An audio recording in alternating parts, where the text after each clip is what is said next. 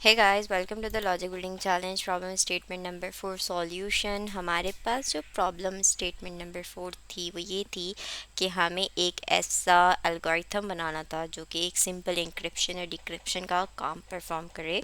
इसके अंदर मैंने आपको बोला था कि यूजिंग अ चूजिंग मेथड जो कि हो सकता है सीजर साइफर। अच्छा, सीजर साइफर मेथड क्या होता है? सबसे पहले हमें ये समझने की नीड है।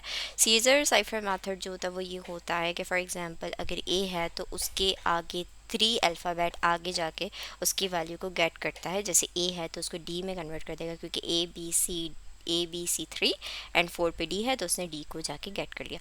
तो 3 वैल्यूज़ बाद जो भी वैल्यू आती है वो उसको एज अ डिक्रिप्टेड या इनक्रिप्टेड में कन्वर्ट करता है। ठीक है, तो इस तरीके से सीजर फाइबर का जो एल्गोरिथम है वो वर्क करता है। इसके एल्गोरिथम पे जाने से पहले एक चीज़ हमें समझने की नीड है, वो ये है कि फॉर एग्जांपल अगर मेरे पास कोई अल्फ़ाबेट है ए, राइट, और मुझे इसका ऑर्डर फाइंड आउट करना है। लाइक ऑर्डर क्या होता है कि फॉर एग्जांपल आपको पता होगा ए सी एस आई जो होता है उसके अंदर हमारे पास अल्फ़ाबेट्स का एक नंबर असाइन होता है, जो उस नंबर से उस अल्फ़ाबेट को आइडेंटिफाई किया जाता है।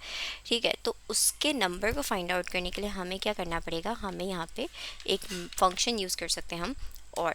ठीक है, और जो फंक्शन होता है वो बेसिकली क्या करता है कि जो ए है उसकी जो वैल्यू होती है वो दे देता है हमें। सही है।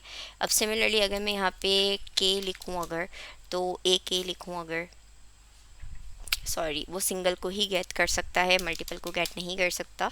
तो हम के लिखें अगर, तो 107 के की वैल्यू है, राइट। अच्छा, अब इस 107 को मुझे अगेन करेक्टर में अगर चेंज करना हो तो हम यूज़ करते हैं CHR। CHR बेसिकली क्या करता है, जो भी हम नंबर पास करते हैं उस नंबर को कन्वर्ट कर देता है वैल्यू के अंदर। सॉरी, 104 लिखा तो एच आया, और 107 लिखूँगे मैं अगर, तो यहाँ पे के आ गया। सही है। तो और चार, ये दो फंक्शंस को आज हम यूज़ करेंगे ताकि हम इनक्रिप्ट कर सकें और डिक्रिप्ट कर सकें। सही है। अच्छा, अब आपको समझ तो आ ही गया होगा कि अगर नंबर आ रहा है तो नंबर पे मैंने कहा था कि वो 3 वैल्यूज़ आगे जाके वैल्यू को गेट करता है, अल्फ़ाबेट को गेट करता है। तो हम क्या करेंगे, हम पहले उसको कन्वर्ट करेंगे नंबर में, एंड देन नंबर से ऐड करेंगे 3, एंड देन फिर हम वैल्यू को फाइंड आउट करेंगे। तो अगर मैं आपको फ्लो डायग्राम दिखाऊं तो फ्लो डायग्राम यही है कि हमने यूज़र से इनपुट गेट किया। उस इनपुट का मतलब फॉर एग्जांपल अगर मेरे पास एक यूज़र लिख रहा है हेलो वर्ल्ड, अगर लिख रहा है तो वो एक इनपुट है यूज़र की तरफ से, और वहाँ पे हमारे पास मल्टीपल करेक्टर्स हैं, मल्टीपल अल्फ़ाबेट्स हैं। तो ईच अल्फ़ाबेट को गेट करने के लिए हम आइट्रेशन यूज़ करेंगे, फॉर लूप यूज़ करेंगे। उस फॉर लूप से हम जो सिंगल स्ट्रिंग आएगी उसकी सबसे पहले ऑर्डर फाइंड आउट करेंगे। लाइक फॉर एग्जांपल अगर एच आ रहा है तो एच का ऑर्डर हमने फाइंड आउट कर लिया, और उसका ऑर्डर फाइंड आउट करने के बाद हम उसमें क्या कर देंगे, ऐड कर देंगे 3 को, और एक न्यू करेक्टर गेट करके उसको सेव करवा देंगे न्यू वैल्यू में। तो हमारा जो हेलो वर्ल्ड है वो कन्वर्ट हो जाएगा एक और वैल्यू में जो कि इनक्रिप्टेड वैल्यू कहलाएगी। ठीक है। सिमिलरली अगर डिक्रिप्ट करना होगा तो क्या करेंगे हम, डिक्रिप्ट में अगर इनक्रिप्ट में हम ऐड कर रहे हैं तो डिक्रिप्ट में हम क्या कर देंगे, सब्ट्रैक्ट कर देंगे। तो उससे क्या हो जाएगा कि वो 3 वैल्यूज़ बैक आ जाएगा, ओरिजिनल फॉर्म में आ जाएगा। सही है। तो ये इस तरीके से ओवरऑल इनक्रिप्शन और डिक्रिप्शन का कोड परफॉर्म होगा। Move towards the coding. So this is the code for the Caesar cipher algorithm. सबसे पहले हमने इनपुट लिया यूज़र से, जो कि एक प्लेन टेक्स्ट है, जो कि यूज़र हमें इनपुट दे रहा है हेलो वर्ल्ड का एंड सो ऑन। तो वो सबसे पहले हमने गेट किया।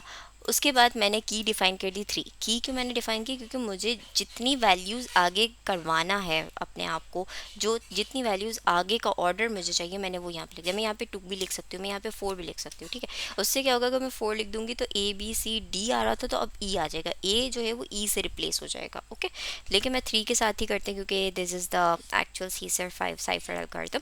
तो हम 3 से करते हैं उसको। मैंने क्या किया, उसके बाद एक एम्प्टी स्ट्रिंग हमने ले ली, क्योंकि हमें, मैंने कहा था कि अगर मैं आपको बताऊं तो हम लोगों ने कहा था कि हम लोगों को एक न्यू वेरिएबल में सेव करना होगा। तो न्यू वेरिएबल में सेव करने से पहले हमें न्यू वेरिएबल असाइन भी तो करना होगा ना।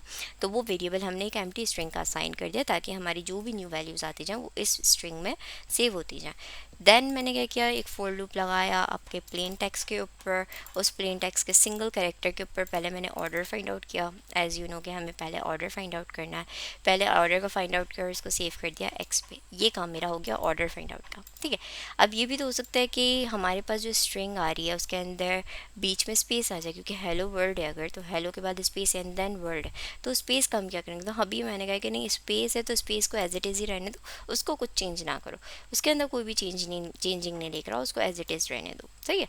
और फिर उसके बाद मैंने कहा कि अच्छा ठीक है, अगर स्पेस नहीं है और कोई करेक्टर आ रहा है या कोई वैल्यू आ रही है, तो क्या करो, साइफर टेक्स्ट पे जाओ, जो कि ये एक्चुअल एम्प्टी टेक्स्ट है, उसके अंदर जाके चार जो मैंने अभी आपको बताया था, वो जो वैल्यू एक्स का ऑर्डर, जो एक्चुअल करेक्टर का जो ऑर्डर है, उसमें ऐड कर दो 3, और फिर जो करेक्टर आ रहा है उसको सेव कर दो, सही है। तो इस तरीके से हम उसको डिक्रिप्ट इनक्रिप्ट कर रहे हैं यहाँ पर, सही है। अच्छा, अब सेकेंडली मैंने सिमिलरली यही काम डिक्रिप्शन के लिए भी किया कि भाई मैंने आपको पहले ही बताया था कि अगर इंक्रिप्शन के लिए हम ऐड कर रहे हैं तो डिक्रिप्शन के लिए हमें माइनस करना होगा। सेम चीज़ मैंने यहाँ पे अप्लाई की हुई है कि पहले हम साइफर टेक्स्ट में कन्वर्ट करें एंड देन उसी साइफर टेक्स्ट को मैं पास कर रही हूँ, उसका करेक्टर फाइंड आउट कर रही हैं, ईच करेक्टर को लेकर जा रहे हैं, फॉर लूप लगा रहे हैं, ईच करेक्टर का ऑर्डर फाइंड आउट कर रहे हैं, देन अगेन हम उसको माइनस करवा रहे हैं और फिर प्लेन टेक्स्ट में कन्वर्ट कर रहे हैं, ठीक। तो ये ओवरऑल लॉजिक है for the encryption and decryption algorithm.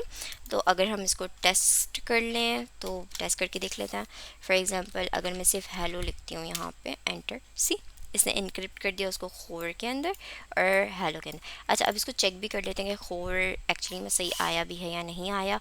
तो उसके लिए हम जाते हैं अपनी स्क्रीन पर और यहाँ पे जाके अगर मैं आप लोगों को दिखाऊं, देखें एच है, हेलो का एच, एच के, राइट, के से के आ रहा था वहाँ पे से, हेलो ई का एच आ रहा है, के एच आ रहा था वहाँ पे, फिर एल तो उसका ओ था, right, and then hello O ये रहा O, so is R, right. So it's like कि इसी तरीके से वो डिक्रिप्ट कर रहा है 3 वैल्यूज़ के अकॉर्डिंग, right?